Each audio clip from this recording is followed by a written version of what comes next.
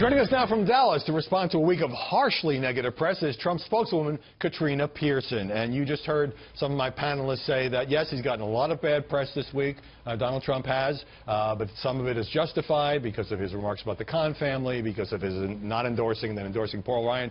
Would you concede that some portion of this onslaught is because of missteps on your candidate's part? Well, what I would concede is that this is to be also expected after the convention. Howie, this is not new. In the last few cycles, we've seen the Democrats and the media take the opportunity for the first 2 weeks post-convention to essentially throw everything at the Republican candidate. They did it to John McCain. They did it to Mitt Romney. And this is no different, except we have a candidate that is going to fight back. And yes, there were opportunities where we could have done a little bit better this week, but at the same time, we expect that too. We are on the campaign trail working hard every day, trying to get our message out there, and sometimes it's not going to be perfect 24 hours. But I will tell you this, the media is not even trying to hide it at this point. Not just the WikiLeaks release showing that the Clinton campaign has been working directly with them, but even in an LA Times op-ed by Justin Raimondo, who talked about, he asked the question, why have the rules of journalism been rewritten? It's very obvious now, and the left is not even trying to hide it. Let me play for you a little bit of Donald Trump at a rally yesterday in New Hampshire, and here's what he said about Hillary Clinton. She is a totally unhinged person. She's unbalanced, and all you have to do is watch her, see her, read about her. So I've been arguing that it's unfair for the media to be saying, is Trump crazy? Some of the pundits, at least. Is he unbalanced? Is he unhinged? Almost unhinged is a word Joe Scarborough used.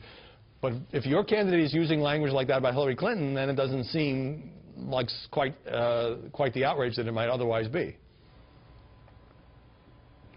Well, I think it's the differences between the two campaigns talking about each other rather than the media helping the campaign with their narrative. And Mr. Trump has talked about some of the instances that the Secret Service has talked about that they have experienced with Hillary Clinton coming off the hinges, being enraged, scratching her husband, throwing vases, hearing things break in the White House.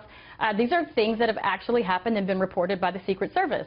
The stories that are coming out about Mr. Trump are just fake. It's the same thing they did to Ronald Reagan by saying that he was crazy, he was unhinged, and we can't trust him with the nuclear codes, and he ended up winning by a landslide.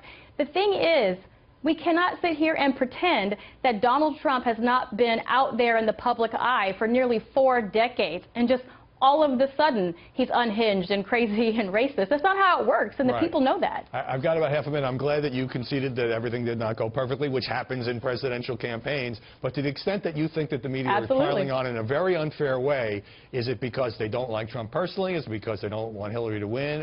Is there just some deep-seated bias in your view? There's absolutely a deep-seated bias, and it's been going on for quite some time. They're all left-leaning Democrats, and they've been protecting Hillary Clinton and Bill Clinton for a very long time. Newsbusters released last week an article identifying 84 minutes on CNN's morning program contributed to the fake controversies of espionage, babies, and devils with regard to Mr. Trump, and only 27 seconds to the hostage payment to Iran. That is an absolute bias, and as I've said, they're not even trying to hide it anymore. All right. Well, I would only push back on the idea that every single journalist is left-leaning or against Trump, but there's been a lot of not every single. All right. For the most Katrina part. Pearson, great to see you. Thanks very much for coming on this Sunday. Good to see you, too.